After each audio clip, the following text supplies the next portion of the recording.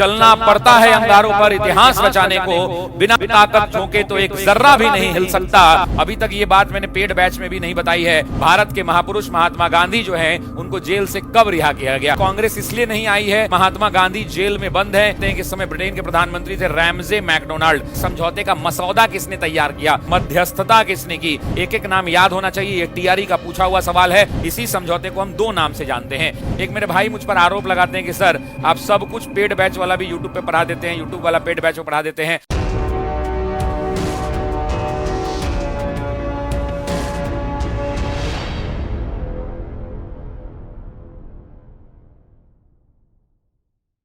Gandhi Irwin समझौते में किस आंदोलन को रोकने का, क्या यह भारत छोड़ो आंदोलन था, क्या यह सविनय अवज्ञा आंदोलन था, असहयोग आंदोलन था, या इनमें से कोई नहीं? तो आप सभी लोग जानते हैं इस प्रश्न का सही उत्तर क्या हो जाएगा दोस्तों? इस प्रश्न का सही उत्तर सविनय अवज्ञा आंदोलन हो जाएगा।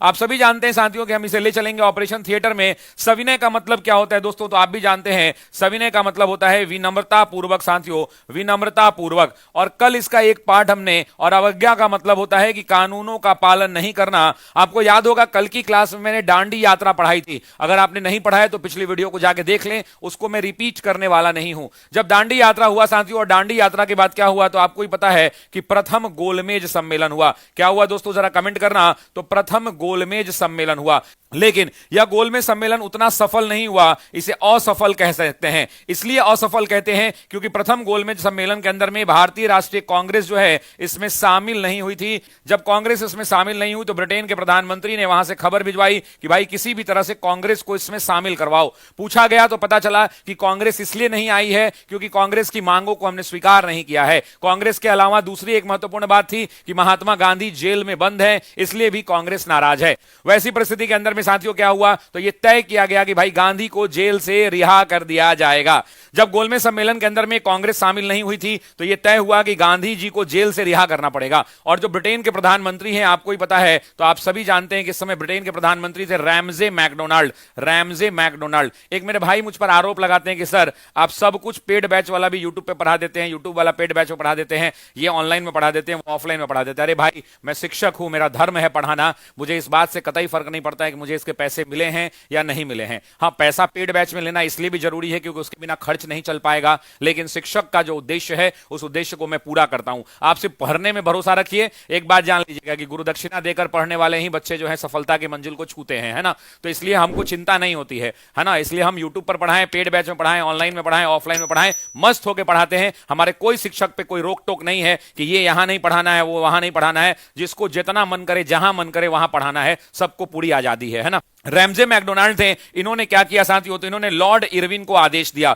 एग्जाम में पूछेगा जो लॉर्ड इरविन भारत के वायसरॉय थे, इस वायसरॉय का काल कितना, कालखंड कितना था साथियों? तो आप भी जानते हैं कि इस वायसरॉय का कालखंड 1926 से लेकर 31 तक का। ये वायसरॉय साहब भारत लौट के आते हैं और भारत लौटने के बाद गांधी जी को जेल से रिहा करते हैं। अभी तक ये बात मैंने पेड बैच में भी नहीं बताई है, पुरानी वाली जब एनसीईआरटी पढ़ेंगे तो वहां ये डेट दिया हुआ है। और आपसे एग्जाम में पूछेगा कि सविनय अवज्ञा आंदोलन के दौरान यरवड़ा जेल में बंद भारत के महापुरुष महात्मा गांधी जो हैं उनको जेल से कब रिहा किया गया? तो याद रखिएगा गांधी जी को कहां से रिहा किया गया? तो यरवड़ा जेल से रिहा किया गया। यरवड़ा जेल कहां पे है? तो पूना के अंदर में है। लेकिन आपको डेट बताना है क्योंकि आज तक मैंने ये कहीं भी डेट नहीं बताया है। सभी लोग यहीं याद कर लीजिएगा, 26 जनवरी 1931 को साथियों, 26 जनवरी 1931 को महात्मा गांधी जेल से रिहा कर दिए गए। और जब महात्मा गांधी जेल से रिहा किए गए तब गांधी जी के साथ बैठक हुई और उस बैठक का पूरा रूपरेखा किसने तैयार किया? बैठक का स्थान तय हुआ दोस्तों, और स्थान था दिल्ली। सभी लोग कमेंट करेंगे स्थान कहां था बैठक का? तो स्थान दिल्ली हुआ करता था दोस्तों, दिल्ली।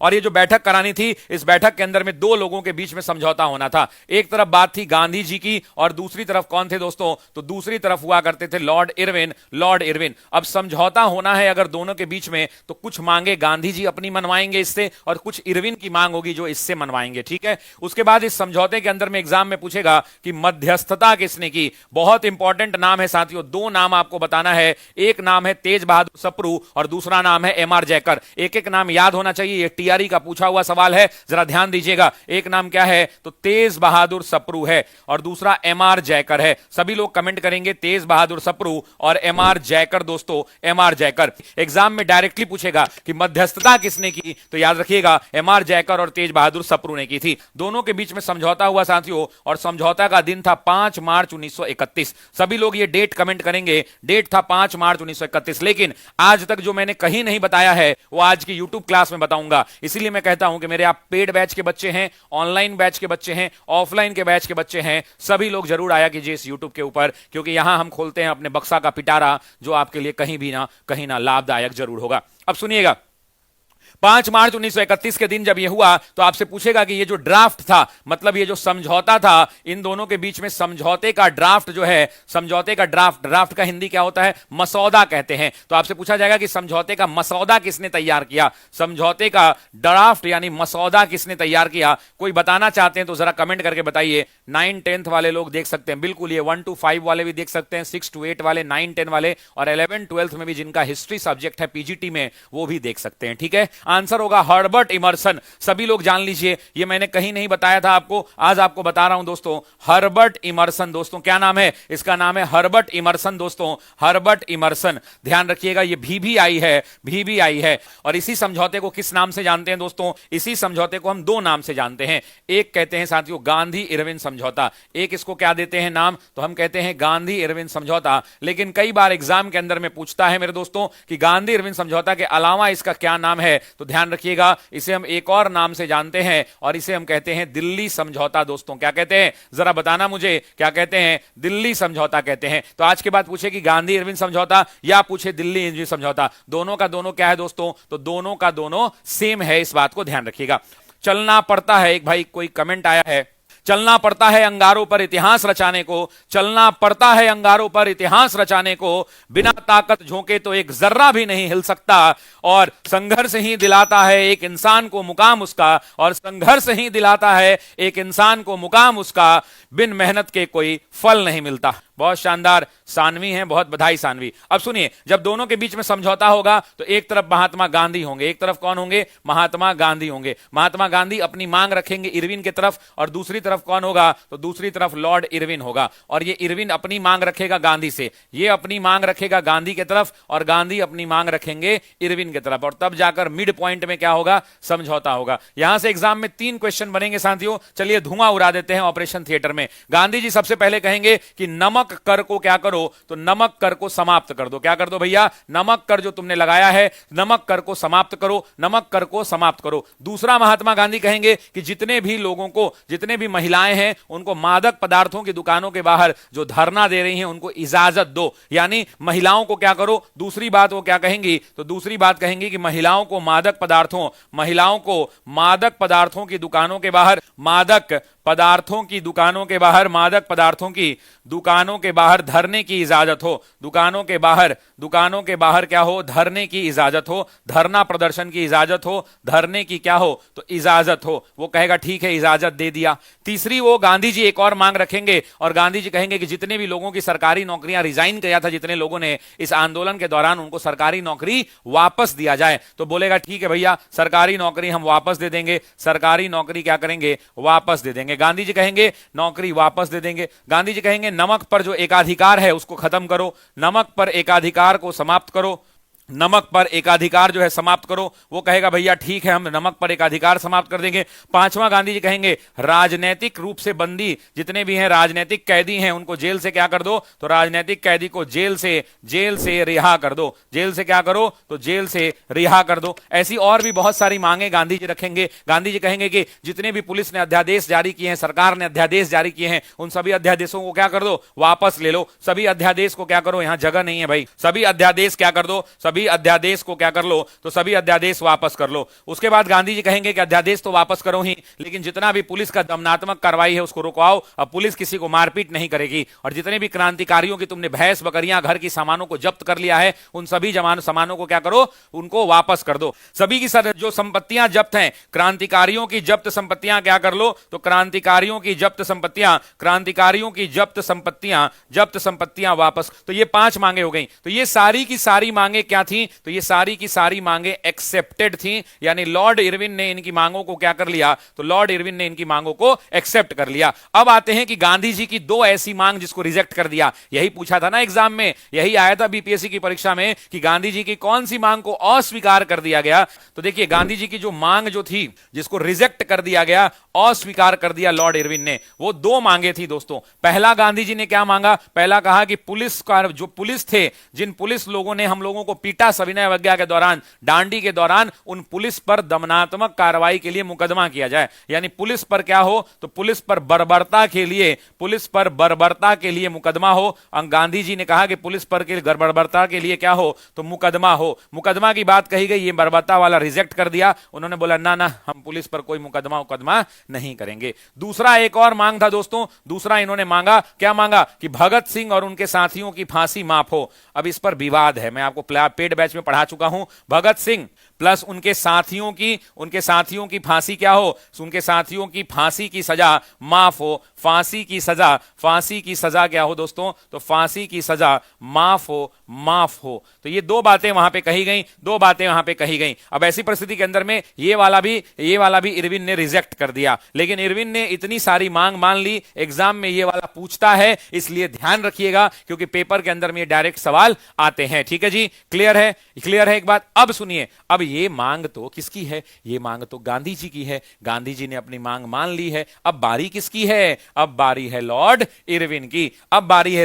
यहां जगह नहीं है। अब इरविन की मांग देख लेते हैं भाई, इरविन की क्या मांग है। दोस्तों इरविन की जब मांग की बात आती है तो लॉर्ड इरविन क्या मांगता है, तो सबसे पहले लॉर्ड इरविन कहता है कि सविनय अवज्ञा आंदोलन को अभी स्थगित कीजिए। क्या कहता है, यही एग्जाम में पेपर में आता है, सविनय अवज्ञा आंदोलन को क्या करेंगे आप, तो सविनय अवज्ञा आंदोलन को दोस्तों ये मांग करता है कि इसे आप स्थगित कर दीजिए। दूसरी मांग ये क्या रखता है, दूसरा कहता है कि द्वितीय गोलमेज सम्मेलन में, क्या कहता है, द्वितीय गोलमेज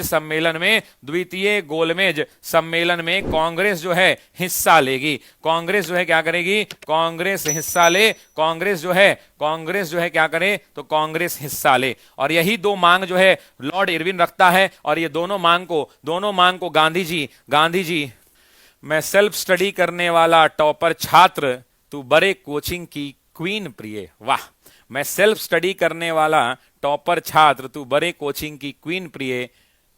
तू पढ़ने जाती होगी कई कोचिंग, हम द ऑफिसर्स एकेडमी में लीन प्रिय। मैं मॉडर्न हिस्ट्री जैसा सीधा, तू इकोनॉमिक्स जैसी कठिन प्रिय।